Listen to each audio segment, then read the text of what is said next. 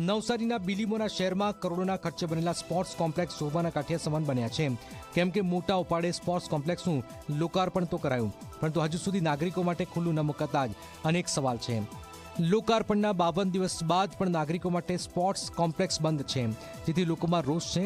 વિપક્ષે આ મુદ્દે શાસકોને ઘેરવાનો પ્રયાસ પણ કર્યો, પરંતુ શાસકોએ ટેકનિકલ મુદ્દો આગળ ધરીને છટકવાનો પ્રયાસ કર્યો. આટલું મોટું સ્પોર્ટ્સ કોમ્પ્લેક્સ બન્યું હોય તો જેમ મને તેમ વહેલી તકે તમે એ સ્પોર્ટ્સ કોમ્પ્લેક્સ ચાલુ કરાવે. જો બિલીમોરામાં જો એમને સારી ટ્રેનિંગ મળે, સારું કોમ્પ્લેક્સ મળે, તો એમને સુરત અને બરોડા, અમદાવાદ જેવી સિટીમાં જઈને પ્રેક્ટિસ કરવાની જરૂર પડતી નથી. વહીવટી તંત્રની અણઆવડતના લીધે હવે એવું કહે છે કે ઠરાવ આ બાકી છે, પેલું બાકી છે, એમ કરીને એમણે જે લંબાવવામાં કર્યું એના લીધે બિલીમોરાની રમતવીરો પણ નારાજ થયા. એ ચોક્કસ આપણે એમની જે કંઈ ઈચ્છા છે પૂર્ણ કરીશું ટૂંક સમયમાં. અને એક ટેકનિકલી ઇસ્યુ છે એ સોલ્વ થઈ જાય 1-2 દિવસમાં, એટલે આપણે એ લોકોને વર્ક ઓર્ડર આપવા તૈયાર જ છીએ.